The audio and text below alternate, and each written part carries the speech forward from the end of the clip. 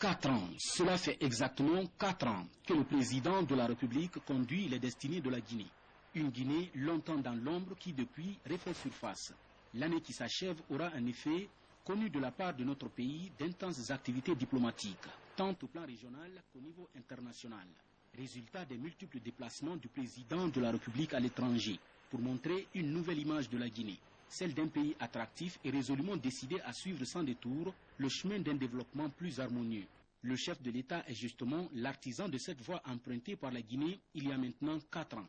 Avant donc de pouvoir reconstruire un pays économiquement faible, Professeur Alpha Condé a été contraint tout d'abord de mettre de l'ordre pour établir la crédibilité auprès de la communauté financière internationale.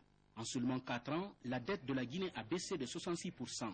Le stock de la dette diminué d'environ 50% du produit intérieur brut en dessous de 12%. Et la dette en proportion des exportations a été ramenée de 186% à environ 45%.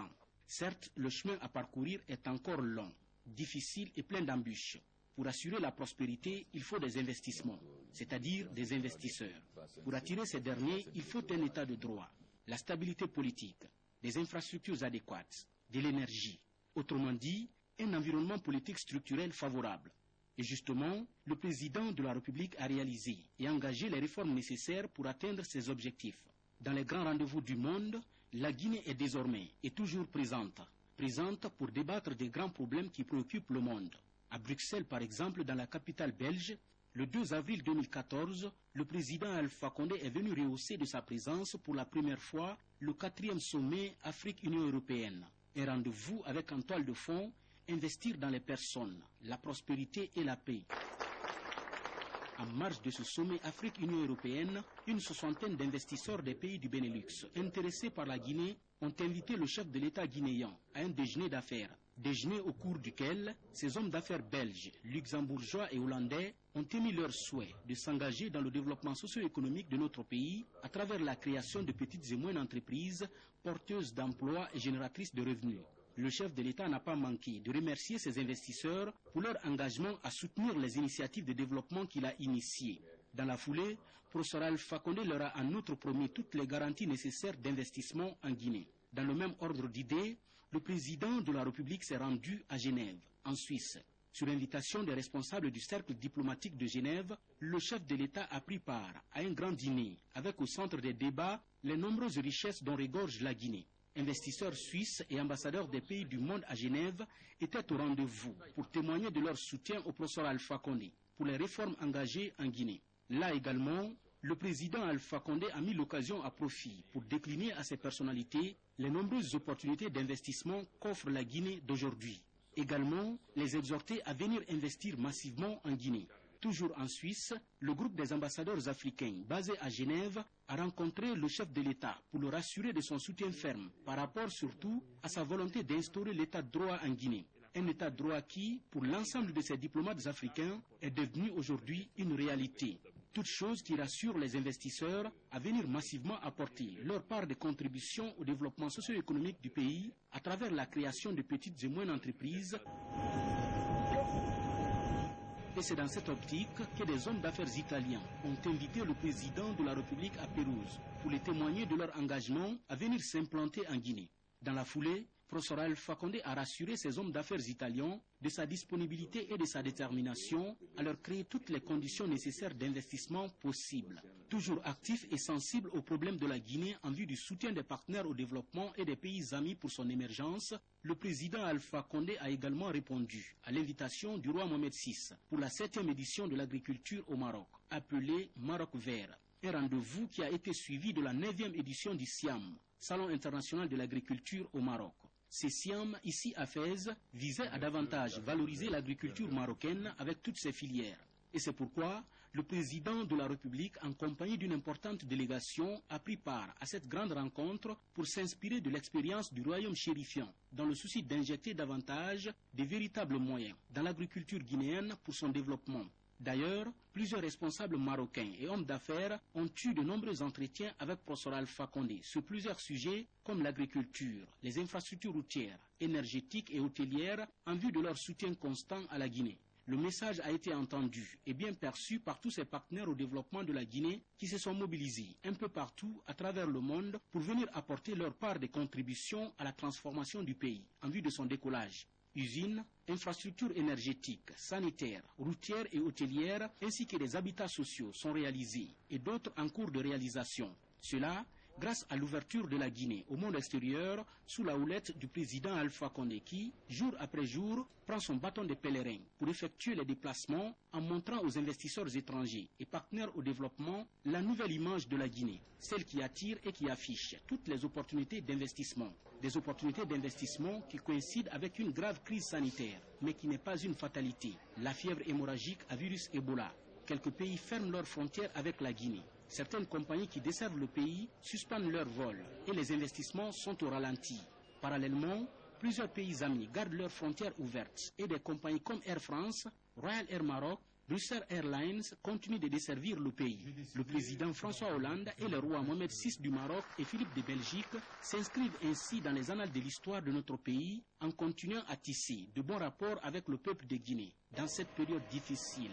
Preuve que l'économie de la Guinée doit bien vivre et fonctionner. À ce niveau, le président de la République se met en première ligne pour la lutte contre cette pathologie en multipliant les déplacements à l'étranger en vue d'obtenir l'appui de la communauté internationale pour faire face à la maladie qui touche 3 pays de la sous-région ouest-africaine, la Guinée, le Libéria et la Sierra Leone. Président en exercice de la Mano River Union, Professeur Alpha Condé devient porteur des messages des 3 États auprès de l'ensemble des pays du monde. À Washington, au premier sommet États-Unis d'Amérique-Afrique, qui avait pour vision de faire progresser les objectifs de l'administration américaine en matière de commerce et d'investissement sur le continent, le chef de l'État était présent en compagnie d'une forte délégation. Le président Alpha Condé avait un message fort pour la communauté internationale, celui d'expliquer clairement la situation de l'épidémie de la fièvre hémorragique à virus Ebola qui frappe les pays du bec du perroquet, en vue d'un appui constant de celle-là pour une réponse globale face à l'épidémie.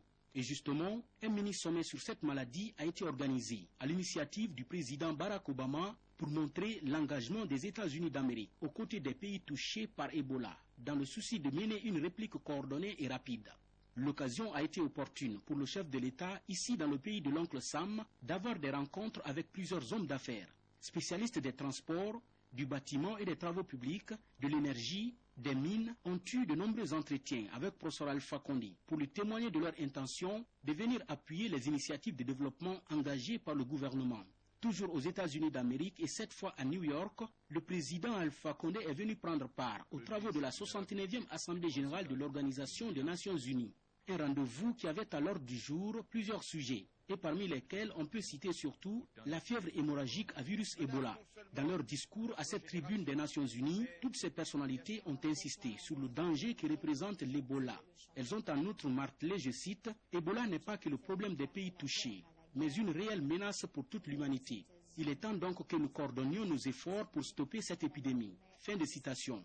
Et en marge même de cette 69e Assemblée générale de l'ONU, un sommet spécial sur le virus Ebola a été organisé. Ici, ces dirigeants et personnalités ont renouvelé leur soutien au professeur Alpha Condé, porteur de messages des pays victimes d'Ebola, tout en réaffirmant leur engagement à dégager les moyens matériels, humains et financiers pour aider la Guinée, le Libéria et la Sierra Leone à venir à bout de la maladie. Le Conseil de sécurité des Nations Unies a dans ce sens adopté une résolution qui considère que Ebola est une menace pour la sécurité du monde.